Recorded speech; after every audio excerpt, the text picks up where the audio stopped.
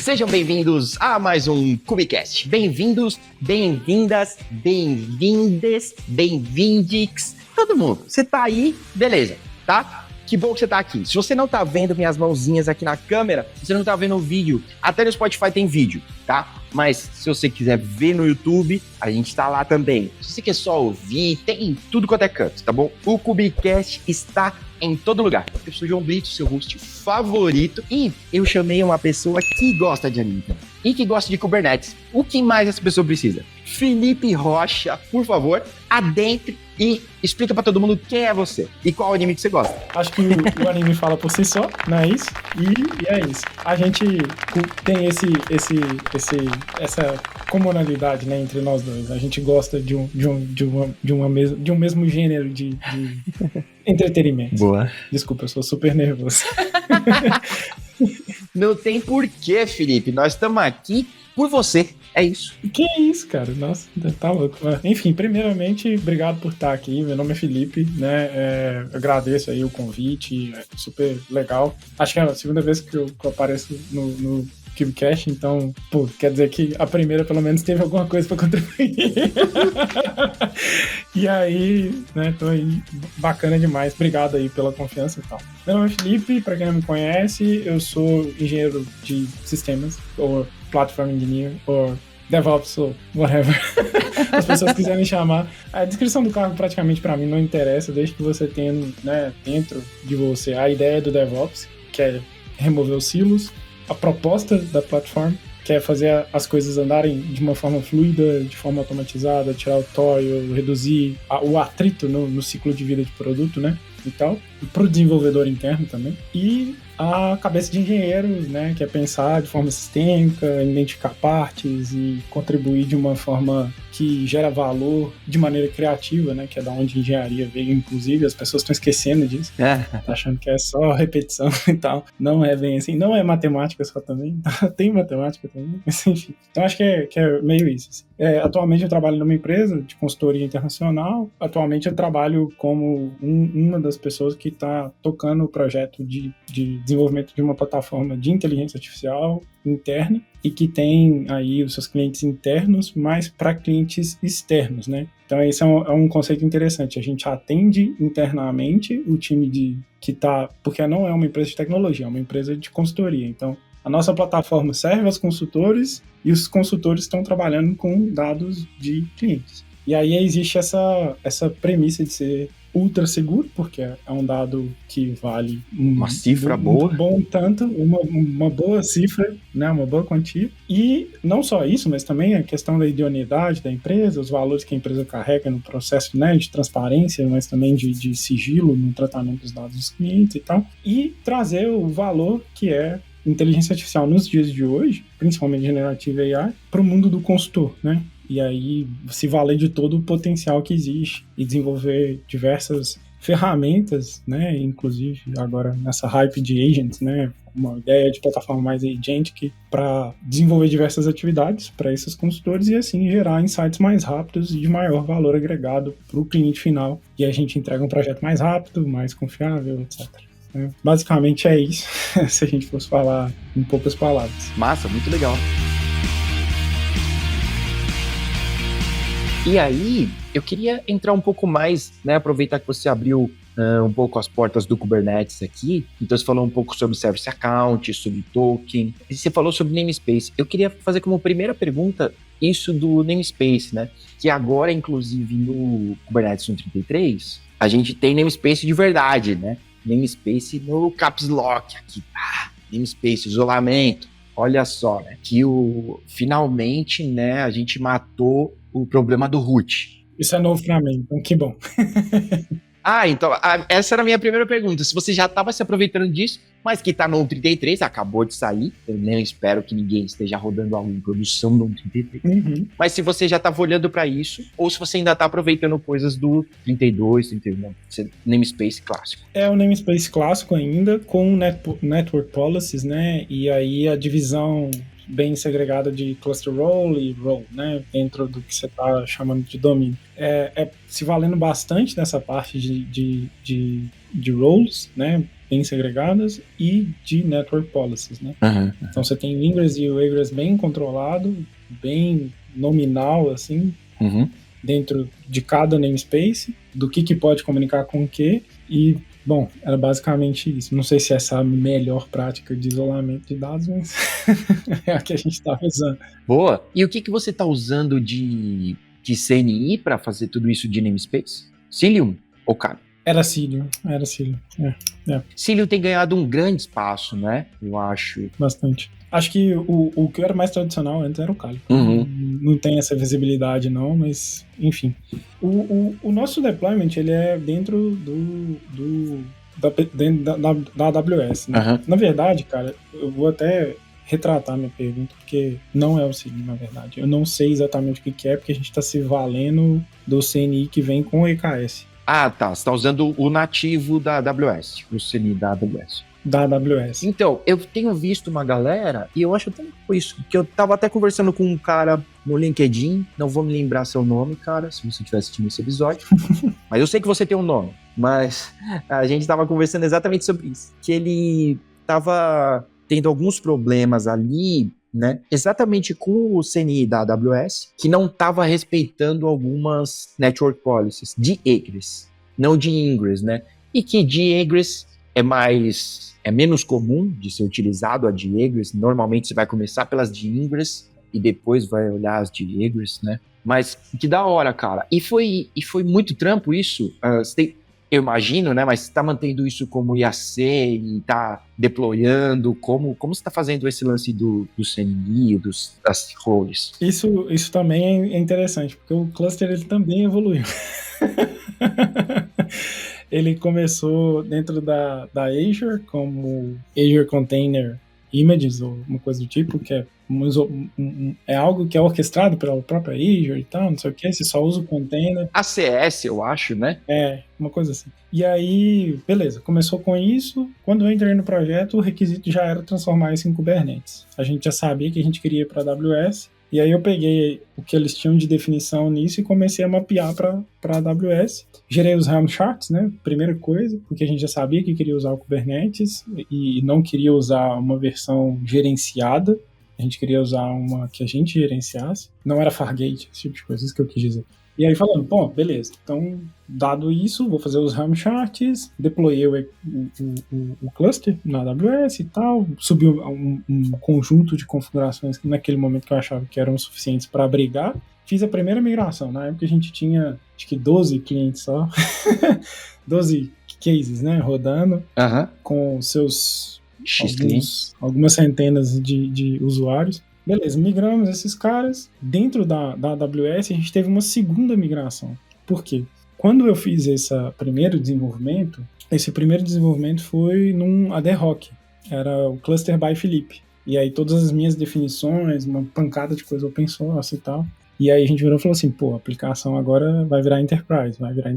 Qual que é o modelo Enterprise que tem dentro da organização hoje? Aí fomos conversar com o time de plataforma. E aí começa o engagement com os seus times internos, né? Que aí você começa a virar cliente de alguém também. Então você tem seus clientes, você tem sua plataforma e você tem você é cliente ou consumidor de alguém também. E aí esse engagement, ele estava muito bem consolidado na época, então o pessoal ele tinha os módulos de Terraform que eles tinham definido, etc., para fazer os deployments iniciais. A única diferença que não tinha na época era que não tinha uma estrutura multi-tenant, do jeito que a gente estava pensando. Eles não gerenciavam banco dentro do cluster. A gente já estava fazendo isso para reduzir o custo, porque se a gente tivesse uma instância de RDS para cada, ia ficar levemente salgado. Levemente salgado. E aí nós estamos falando de, hoje, meu banco custa $50 na AWS. Então, tipo assim, e ele roda com dois níveis de redundância, então, assim, uma coisa, e custa $50. Então, se eu pegasse a menor instância do RDS e fosse fazer, não ia ficar, tipo, $500 fácil. Nunca. E aí, beleza. Fizemos essa transação para dentro usamos esses módulos que eles tinham, a gente virou consumidor das definições de infraestrutura deles, não da infraestrutura que eles já gerenciavam, sabe? Então a gente pegou os mesmos módulos que eles usavam, adaptamos para o nosso caso de uso, deployamos na nossa conta, fizemos essa segunda migração e começamos a evoluir. E aí hoje a nossa plataforma ela já traz algumas contribuições de volta pro pessoal de plataforma principal. A gente continua se valendo dos módulos que eles têm, mas a gente começa agora a gerar insights, né? Beleza, temos esse caso de uso aqui, que vocês não dão suporte, tá aqui os módulos que a gente criou para poder suportar isso, sinta-se à vontade. E aí tem todo um processo de produtização, né? Porque tem que seguir alguns estándares da empresa, que eles têm a detenção, né, dos requisitos funcionais e não funcionais, de como esse módulo precisa ser construído. Então eles se valem da ideia do caso de uso, produtizam isso e fazem ficar disponível para o resto da empresa. E aí eu acho que vale a pena comentar uma coisa, que existe uma diferença absurda, e eu não sabia disso, é a primeira vez que eu trabalho numa empresa do tamanho que eu estou trabalhando atualmente, que é o TI de uma startup ou de uma companhia de um pequeno, médio porte, e uma grande corporação. Completamente diferente o setor de TI. Não tem absolutamente nada a ver. Então é bem importante frisar isso. Vão ter outras peças em jogos, né? Você não é mais o detentor de tudo, né? Você não é o provedor de infraestrutura, você não define os padrões, não. Sua capacidade de definição... Tudo você conversa, né? Tudo você entra em conjunto, tudo... Uhum. Exato, é muito mais uma negociação, sabe? Tipo assim, olha, eu preciso disso, beleza, a gente não suporta isso, preciso passar por esse processo de aprovação, etc. E aí você vai entendendo o porquê que existe ali uma inércia, né? Que é devido a esse tamanho da corporação e tal. E aí, se você precisa fazer com que essa empresa ande rápido, o nível de energia que você precisa pôr, ele é intenso. Sim. E dá para medir em horas, né? Normalmente é de 30 em diante. É tipo isso. Nossa. Fez um bom gancho. Fez um bom gancho. Adorei. Eu adorei que você falou sobre a gente saiu do Kubernetes gerenciado para ir para o EKS, que quando eu disse isso muitas vezes lá atrás, eu fui pichado. Esse EKS é gerenciado. Não é, tá bom? Deixa seu EKS lá gerenciado, ligado, e vê se ele não capota. Tá bom? Então, legal, eu gostei dessa separação, mas eu tenho uma pergunta. Essa granularidade, né, de movimentos e de customização que você precisava, esse foi o principal motivo de sair do... Eu acho que é ACS, mas vou generalizar aqui de ECS para EKS, né? Do gerenciado para o não gerenciado, assim. Esse foi o maior motivo? Não, o maior motivo foi o tamanho, foi a escala. Tamanho. Porque o gerenciado, ele funciona muito bem e tal, não estou falando nada contra ele. Total, funciona. Mas ele à medida que você vai precisando fazer alguns ajustes para sua escala, ou fica mais fácil fazer a coisa ser deployada, mas manter o nível de gerenciamento que você precisa para poder entender no detalhe o que está funcionando por debaixo do capô, ele não vai te entregar mais. Aí o gerenciado ele já não te dá mais isso. Uhum. Porque ele esconde muita coisa, né? Ele é um wrapper, né? Ele tem uma camada ali, que é o gerenciado, que isola você um pouco. Você tem acesso aos logs, etc., mas você não sabe exatamente no detalhe que está rodando. Uhum. E aí, para workloads de alta performance, principalmente quando você começa a entrar nesse espaço, aí não tem como. Aí você precisa descer no detalhe, e aí, né, você precisa ter controle do que é que você está deployando. Tem que entender com um pouco mais de profundidade. Sim, legal. Massa, que da hora. Tá bom, e aí depois dessa migração, então, final, vamos dizer assim, né, final 2, pro EKS, né, aí sim, então, você tinha essa granularidade, e aí eu ia te perguntar sobre o lance do IAC para essas outras coisas, né, você citou o Helm chart e essas outras coisas que são essas roles, Ingress, Egress e Network Policies, né? E outras policies, não sei se você está utilizando mais algum. Sim. Mas qual que foi a pergunta? Eu não peguei, desculpa. Então, se você está controlando isso no seu IAC também. Ah, sim, tudo definido. O Helm, na verdade, hoje, ele é um Helm mais abrangente, ele não é específico por aplicação. Ele é um superset, digamos assim, onde ele controla quase, eu não vou dizer todos, porque todos é tentar achar que você está fazendo tudo que o Kubernetes dá conta de fazer e é impossível, mas ele faz uma boa porção de tudo que é relacionado, todos os objetos que são necessários para a aplicação rodar e até outras aplicações também. E aí você só faz um disable dele e tal. Então tem o seu ônus e bônus. O bônus é que odd 1, eu tenho uma nova aplicação, eu subo, pá, não sei o que, uma coisa super simples, o pipe é o mesmo, as definições são muito conhecidas pelo time de infra e pelos times de desenvolvimento, então tem uma fricção menor ali, tem que redescobrir nome de variável, não tem, é o mesmo arquivo de definição. Legal. A lógica é a mesma, etc. E aí ele facilita, porque aí você tem um build de Helm só, o que está variando é os values, né, e tal. E aí você faz um apontamento, você tem um repositório lá de GitOps, né, que é onde você está colocando todos os values declarativos, você tem uma ferramenta de GitOps, um Argo Rollouts ou um Argo CD, no nosso caso. E esse cara tá só olhando para esse monorepo, e aí... Outra treta? Muita treta. Eu gerencio todo o GitOps num monorepo, separado por aplicação. Você tem uma pasta por aplicação ou por grupos de aplicações, e dentro desse grupo de aplicações estão todos os seus values definidos dentro, né, desse negócio por ambiente. Felipe, por que você faz isso? Vai mexer com algumas centenas de aplicações e você tem um time de você mais 3. Uhum. Não vai rolar. Sim. Você precisa se recorrer ao monorepo para poder diminuir um pouco a quantidade de lugar que você precisa fazer atualização para gerar um deployment, sabe? Ou a quantidade de lugar que você precisa para poder adicionar uma feature, sem quebrar tudo, ou sem precisar manter uma carga cognitiva absurda, sabe? Sobre qual que é o flow, cada repo tem que ter a mesma branch, todo mundo tem que estar apontando para o mesmo lugar para poder fazer o teste num lugar seguro, de um jeito isolado. Uhum. Vira uma complexidade desnecessária, que não tem valor nenhum no final das contas, porque o monorepo ele atende, né? Tipo assim, pode ter algum problema de conflito?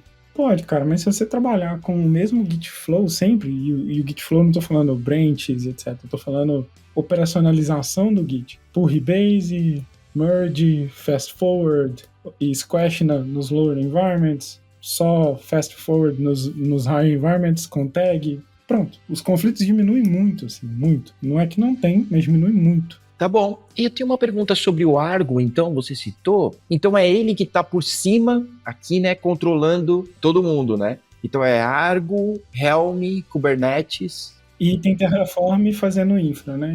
Uhum. Na verdade, tem uma divisão aí, tá? Helm e Terraform. Como eu tô fazendo deployment, quando eu tava fazendo deployment de aplicação por namespace, tinha muitas coisas que você rodava uma única vez, né? E aí, se o Terraform tá lá, não faz um monolito de Terraform, você vai se arrepender amargamente pro resto da sua vida. Faz composable objects, né? Coisas que você consegue compor e fazer algo que é, tipo assim, você tem uma linha bem definida de cadeias de interface, sabe? Então, tipo assim, esse cara define esse negócio, expõe esse output ou essa interface que vai ser consumida para o próximo bloco, esse cara vai expor essas interfaces que vão ser consumidas por outros, e assim sucessivamente. E aí, no nosso caso, né, o tenant, ele mesmo, era um módulo do Terraform, porque tinha infra necessária, tinha que provisionar componentes de AWS e eles mesmos, né? Às vezes novos node groups, algumas coisas do tipo,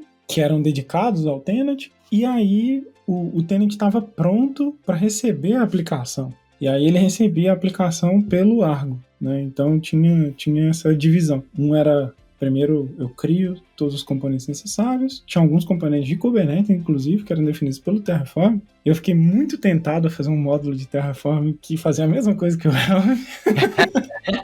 A mão chegou a coçar. Mas eu fui convencido ao contrário porque não era estável essa feature no Argo. Até tem como fazer e tal, mas ainda não é muito estável. Então eu larguei mão. Falei assim, não vamos ser ponta de lança em tudo, né? Porque senão uma hora você quebrar a cara. Vamos escolher nossas brigas. Exatamente. Legal. E aí o round não foi o resto, né? Aham, legal. Tá bom. Então, nesse fluxo ainda, a minha pergunta final aqui, eu acho, é sobre o lance do tenant versus isolamento versus multi-tenant, né? A briga eterna. Como você tem lidado com isso nesse momento final agora, né? Você foi evoluindo e tudo. Como tem sido isso agora para você, né? Se você foi full pro multi-tenant ou não? Eu fui full pro multi-tenant, mas com o isolamento de dados no nível de silo mesmo. Assim. Então você tem uma instância, um cluster de banco de dados por tenant. Uhum. Até porque meu cluster custa barato, igual eu estava falando com você, porque gerencia dentro do Kubernetes. Meus bancos não são grandes, né? Isso é uma coisa importante de lembrar. Assim. Os meus bancos não são enormes. Uhum. Os meus dados eles são reproduzíveis e eu tiro snapshots diários disso e tal, não sei o que. Então, eu perder um dia não é um absurdo.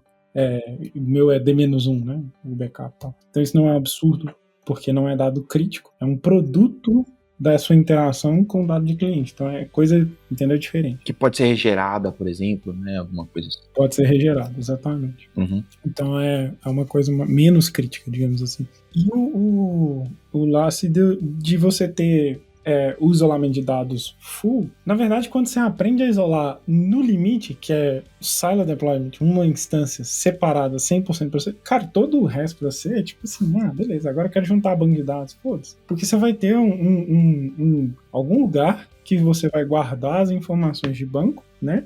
E essas informações de banco vão fazer um mapeamento para você. Então, quando chega a request daquele tenant, você recupera aquelas informações, monta a conexão, faz a conexão com o banco de dados. Essa é uma conexão efêmera, né? Esse é o único ponto que você tem que ficar um pouco mais esperto. Se o seu banco for leitura intensiva, aí é interessante e tem um volume de requisição muito grande, é interessante você criar uma camada de controle do número de conexões que vão estar abertas com o banco simultaneamente, sem ter degradação, esse tipo de coisa, além das de réplicas e etc, né? Porque suas conexões vão ser efêmeras, elas não podem durar para sempre, porque elas têm que ser stateless, né? Tipo assim, ela abriu, terminou a request, acabou, ela some, né? Porque senão você mantém ali conectado com aquele banco, o próximo não dá, né? Não faz mais sentido, né, pessoal? Não faz mais sentido, exatamente. É nesse sentido que foi pensado. Como que a gente está lidando com isso? Hoje eu uso o Vault, e aí o Vault ele gerencia tudo para mim. As conexões com o banco, elas são criadas em tempo de requisição, e o TTL é de 15 minutos. Então, tipo assim, o TTL é de 15 minutos porque tem 2 níveis de cache durante essa requisição. Então, não bati na requisição, eu tenho o primeiro cache que é em memória, o segundo que é um cache externo, mas em memória ainda, um Redis da vida, ou alguma coisa do tipo, e aí vai para o banco, né? Se não bateu no L2, não achou no L3, vai para o banco, que é a fonte original. Só que quando ele vai pro banco, a gente está falando aqui o Vault, né? Ele ainda é uma chave-valor, então ainda é super rápido, né? Só que é criptografado, 5 níveis, aquela coisa toda. E na hora que eu bato lá, tem um negócio do Vault que é muito interessante, que é o Secret Engines para cada banco, que ele restaura para mim, que na verdade ele cria um usuário dentro do meu banco em tempo de execução, né? Na hora que eu chego com a minha request, ele cria o usuário, na hora que ele tem a chave do usuário de volta, o nome e a senha, ele me devolve o nome e a senha e a string de conexão. Eu uso aquela string de conexão, ela fica salva criptografada no nível de cache. Uhum. Na hora que termina aquela conexão, o TTL daquele cara morre junto com o do Vault, ou geralmente o meu TTL expira primeiro que a do Vault, para, né, sempre ter um tempo ali de rebarba para não haver conflito. Não pegar um usuário que não existe, né? Pra não tomar uns 500 na cara. Não existe mais. Exato. E aí, assim, se você pensar desse jeito, né? Beleza. A complexidade está em o Vault conseguir conectar com todos os bancos de todos os tenants que eu tenho. Essa é a complexidade. Porque a gente está usando um Vault que é gerenciado, né? E tal, tipo assim, não poderia me importar menos. Bate eles lá e é isso, eles que viram. Entendi. Boa. Era a minha pergunta essa. Se você estava fazendo o deploy dele também, né? Lá dentro, ou se ele estava fora, né? Um serviço, alguma outra coisa. Não, o Volt, ele tá como serviço atualmente, mas eu já usei ele, inclusive uma das apresentações que a gente se esbarrou, né? Foi eu mostrando como que isso funciona na sua maquineta lá. E aí... Assim, eu sempre usava o OSS do Volt, mas aí depois, né, teve aquela questão de mudança de licença, comecei a usar o OpenBAL, mas o OpenBAL não tem todos os secret engines, principalmente os da Cloud. Os da Cloud raparam eles antes de abrir o open source, o que foi muito triste. Muito triste, machucou o coração. Machucou total. Porque, na verdade, aquilo ali era o secret sauce, né, velho, do rolê. Tipo assim, você precisar de uma sessão super granular, né, em termos de permissionamento, com um TTL super curto e que ninguém tem acesso, né, tipo o flow inteiro. E aí isso é o state do Terraform lá, quando fazia todas as requisições, salvava uma credencial que na hora que ele terminava já não era válido mais. Então se alguém roubasse aquilo ali, tipo, não poderia me importar menos. Muito legal. Olha só, quem chapa as credenciais no código agora tá se remoendo. Como assim essa credencial não funciona mais? O que eu faço agora? Como eu me conecto no banco se eu não... O dev, né? Ai, como eu me conecto no banco se eu não tenho a string? Não tem? Não só não tem, como não terá, querido. Exatamente. Exatamente. Então é isso, sim. E todo o ciclo da plataforma segue essa mesma filosofia. Então, todas as credenciais que são específicas de um determinado tenant, elas seguem a mesma ideia. Aquilo que não é possível ser dinâmico, a gente não colocou dinâmico, é uma chave-valor mesmo dentro do Volt, com uma app role bem isolada, e é isso. Legal, legal. Cara, muito legal. Gostei muito de saber dessa preocupação, não só com a escala. Eu estava fazendo, inclusive, olha o jabá. Para quem não está acompanhando, eu gravei uma série só sobre jornada Cloud Native. O último episódio foi sobre FinOps. Eu achei muito legal esse ponto que você levanta, porque vai escalando. Tudo bem, não tem como de primeira a gente saber sobre todos os desafios. Se eu for ficar aqui quebrando a cabeça, né? Over-engineering, gente. Vai gastar dinheiro também. Seu salário também é FinOps, seu tempo também, tá bom? E aí a gente volta no cascata, né? Exatamente. E aí, tipo, tá bom, olha só, tudo que a gente tem que fazer. Essa plataforma vai estar pronta daqui 5 anos. Quando... Querido, não vai ter jeito. Não, muito legal. Em 1 ano, olha o tanto de coisa que mudou, sabe? Então, tipo assim, eu acho que manter essa visão de agilidade, e aí é um desafio. Em grandes corporações, você vai ter esse conflito. O que é mutável e o que não é mutável. Não é efêmero, é uma coisa quase que escrita na pedra, assim, sabe? E aí você tem que, na hora de... E o Kubernetes, cara, assim, na minha opinião, ele é a ferramenta que ele abstraiu, inclusive, esse nível. Porque a efemeridade dele é algo que é inerente à tecnologia. Então, assim, se no meu Helm tiver a definição do recurso que eu preciso, vai estar lá. Sim. Desde que eu tenha, né, o CDR, etc e tal, vai estar lá. Se eu não precisar dele mais, pô, eu mudo, troco, faço o processo de migração e tal. Então, o processo de ideação e transformar uma infra de um para o outro, mas sem mudar o que executa aquela ideia sua, nossa, isso abre muitas portas. A gente fez 3 migrações de cluster, então só por aí você consegue entender que ele é um layer comum até entre clouds. Até entre clouds. E a gente ficar apegado ao lance, né? Eu acho que o Kubernetes ele ajudou muito as pessoas a desapegarem das coisas. Gente, vai desaparecer, deixa desaparecer, mano. Cria de novo. Eu concordo, tem muita coisa stateful, tem os dados e etc. Tá bom, guarda essas coisas com outro cuidado. Mas esse mesmo cuidado para tudo não dá, não escala, não chega nunca, né? Não tem disco que comporte tudo que as pessoas querem guardar. E é um absurdo a quantidade de coisa que as pessoas querem guardar. Exato. Gente, guarda um pouquinho na memória, tá bom? Apaga umas fotos do seu celular. Não precisa, guarda na memória. Aquele momento passou, efêmero, igual o seu pod que tá restartando agora e você não tá sabendo. Tá tudo bem. Exatamente. Felipe, última perguntinha para finalizar o nosso papo aqui é: quando você não tá virando 150 horas para migrar cluster, tá bom? Mas entregando valor, isso é o importante. Beleza, terminou de virar 5 Red Bull, 3 pizza, beleza. O que você vai fazer aí para relaxar um pouco fora Kubernetes? Quando você não tá pensando nisso, no que você tá pensando, o que você tá assistindo, onde você vai? Conta aí. Verdade. Cara, isso é muito importante. Geralmente eu termino tarde da noite quando eu tô nesse processo, então já não tem muito pra onde ir, eu preciso fazer alguma coisa aqui mesmo, né? E o que eu faço é assistir anime, por aquilo que pareça, e quanto mais repetido, melhor pro meu processo de desintoxicação do cérebro.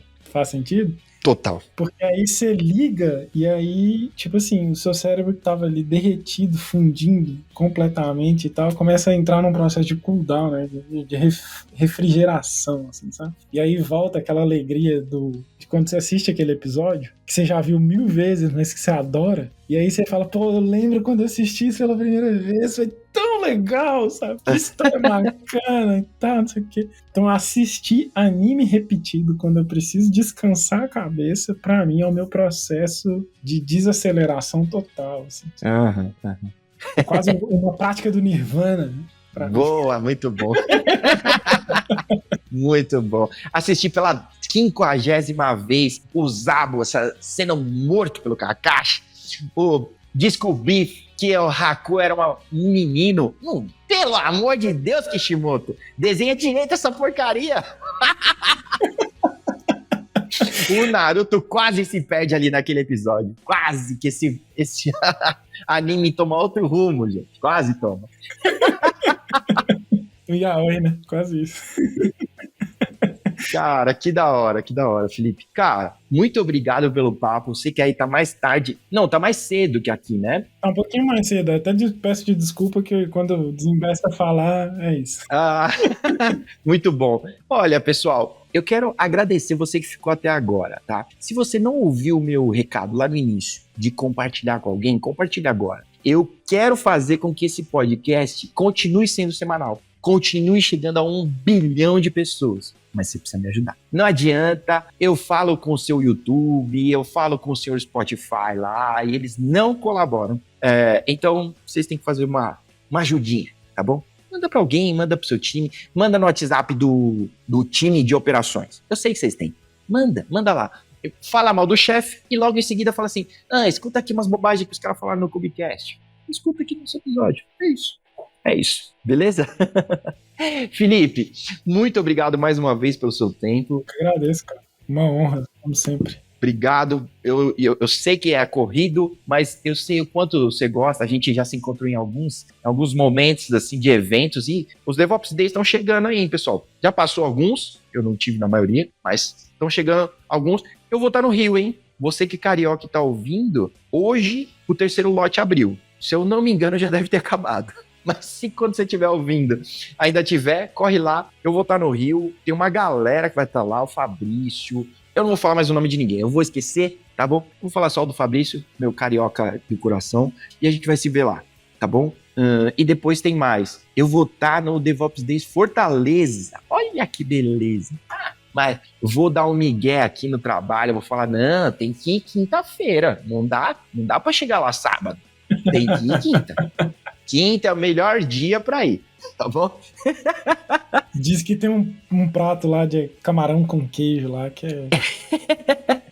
Boa. Cara, é isso, pessoal. A gente vai se encontrando aí nos eventos do nosso coração. Sábado tem meetup do Linux Tips Local em São Paulo. Mas eu sei que o restante do mês tem numa pá de lugar aqui do Brasil. O Jefferson tá fazendo a turnê dele. Por falar em turnê, gente, 1 minuto de silêncio pelo nosso querido Ozzy, que acabou de falecer. E eu queria deixar uma mensagem aqui, olha. Enquanto tem muita gente boa morrendo, tem muita gente ruim que precisava morrer e não morreu, tá bom? Então, você que agiliza a morte dos outros e ouve o Kubecast nas horas vagas, agiliza a morte dessa turma, gente. Pelo amor de Deus, vocês estão errando. Tá, eu posso passar uma lista. Tem uma galera fazendo hora extra. Exato, eu tenho uma listinha aqui de uma galera. É isso. Eu vou terminar com o clima lá em cima, tá bom? Se você quiser também ajudar no nosso Death Note, deixa no comentário aí quem você queria que fosse de arrasta, tá bom? Felipe, obrigado. Desculpa as bobagens. A gente se vê no próximo, galera. Mais.